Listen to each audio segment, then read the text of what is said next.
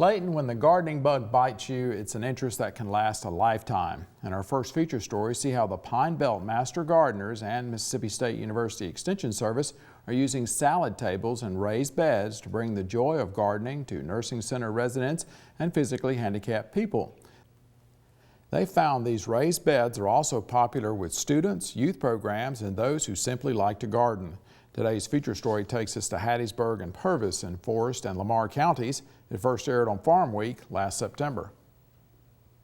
A lot of people have not only the handicap, but people have found out it's a lot better to garden standing up. And one thing, you don't have to worry about as many weeds. Paul Cavanaugh of Purvis, Mississippi is speaking about salad tables. The name comes from the fact salad greens are often grown in them. It's a cross between raised bed and container gardening. Raised bed gardens are usually built on the ground. A salad table raises the soil off the ground so those who can't kneel can still garden from wheelchairs or standing up. If you have 27 inches of clearance between the ground and the bottom of the table, that is the correct height for a wheelchair. If you have it 32 inches, you can use these devices called a rollator that people push who have back problems and then could sit down in it. And so we adjust the heights according to what they're going to be needed for. It started with an email from a master gardener named Cindy Payne from Knoxville, Tennessee. Her mother was here in this nursing home. Her mother loved gardening, and she wanted to have a way for her to continue gardening. So she contacted us, wanted to know if that would be a project we'd be interested in.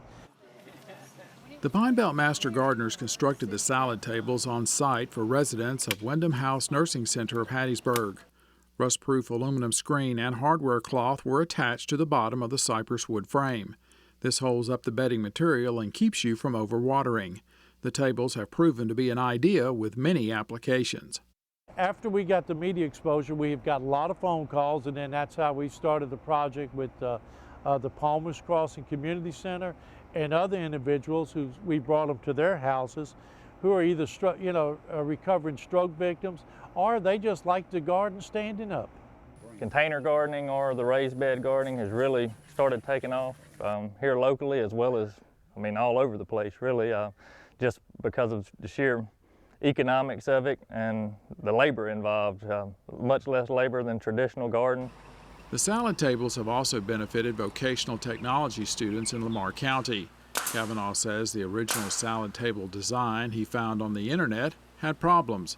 The Pine Belt Master Gardeners got in touch then with Ken McCoy, a construction technology teacher at the Lamar County Technical Center.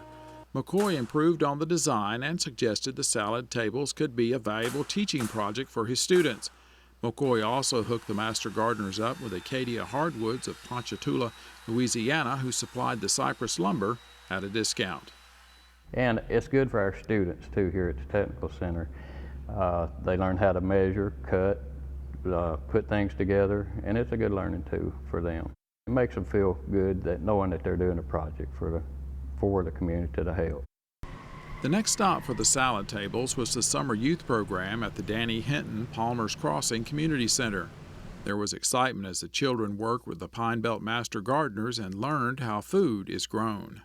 Because they go to the store and they go to Walmart and they buy vegetables. Their parents buy them, of course, but they don't know where they come from. So this was an opportunity for them to actually take part in this program and actually see how the vegetables, if it's tomatoes, how they grow, how to pick them. The Pine Belt Master Gardeners are part of more than 1,600 Master Gardeners statewide. The Mississippi State University Extension Service program is offered in 54 counties at this time. To become a Master Gardener, a person receives 40 hours of horticulture training and then agrees to give 40 hours of volunteer service back to the program. In 2012, Mississippi Master Gardeners volunteered almost 51,000 hours, worth more than $1 million. And they also go out and do educational programs on different topics. So they're speakers, not only doing hands-on projects, but they are giving educational programs out in the community. So it's very beneficial for Extension. And our house in Colorado, New York, I've always gardened, and so I was missing that. So the Master Gardener program was a way that I could learn about gardening, learn about it in Mississippi, and then have someone else's dirt to dig in, you know, and it was good fun. Tina Haley of Hattiesburg is also a Pine Belt Master Gardener. Her work with the salad tables convinced her she needed some. She roots cuttings in them as well as growing edible plants. I do have other herbs out in lower pots and out in the ground, but those I need to weed a lot more. And I can't really see them like I can see this. I can't harvest them the same way. Yeah, it's been great fun.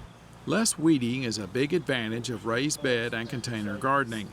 The bedding material in the salad table also warms up faster in the spring and stays cooler, allowing crops like lettuce to grow longer.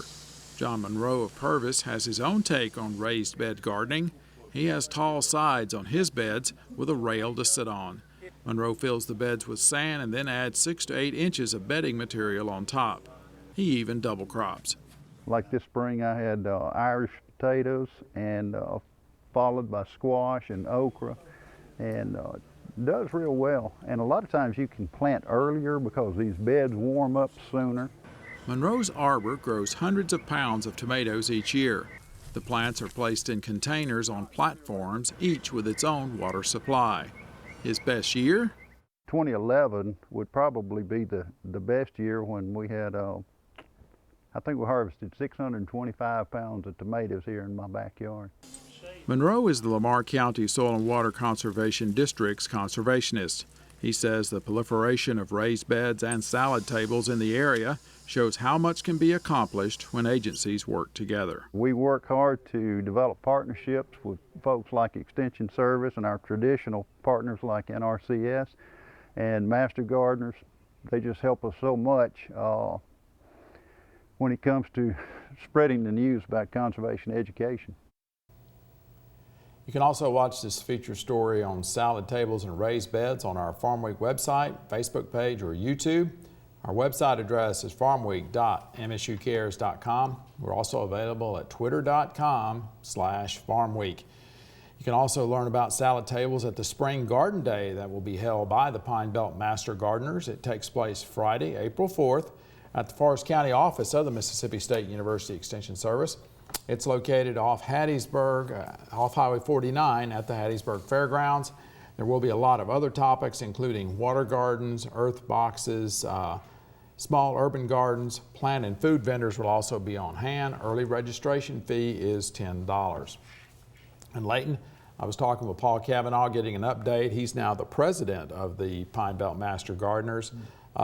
70 of the salad tables have been built or either funded and yet to be built. They were also able to now give a $500 scholarship, kind of a thank you gift to the Lamar County Technical Center because of helping them with this. And get in touch with that phone number on the screen and they will get you in touch with them, and they would be glad to have you. No surprise, there's so much interest in salad tables.